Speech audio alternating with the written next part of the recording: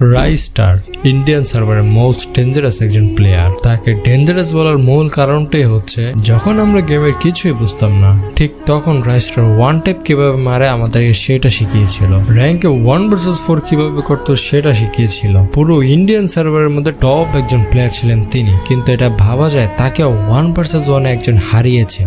1 match না 2 match না, টানা তিনটা ম্যাচটা যদি 4 vs 4 হতো তাহলে বিষয়টা অন্যরকম থাকতো, কিন্তু 1 vs 1 তাকে হারিয়েছে। তাহলে বুঝতেই পারতেছেন অপোনেন্ট প্লেয়ার কত ভালো খেলতো। আর সে শুধু ভালোই খেলতো না, সে একজন স্পোর্টস প্লেয়ার বলে কথা। কিন্তু এটা আদৌ কি সম্ভব রাইস্টারকে 1 vs 1 হারিয়ে দেওয়া? এটা কি মুখের কথা? যেই রাইস্টার কিনা মেনা সার্ভারের বিএনএল বিটুকে ভিনসেন্টের সাথে 1 vs 1 করে টক্কর দেয় তাদেরকে, আর সেই রাইস্টারকে 1 vs 1 একজন স্পোর্টস প্লেয়ার হারিয়ে দিয়েছে, তাও 3 ম্যাচ। কে সেই প্লেয়ারটা? কি তার নাম, কি তার পরিচয়? কমেন্টে অবশ্যই জানিয়ে যাবেন।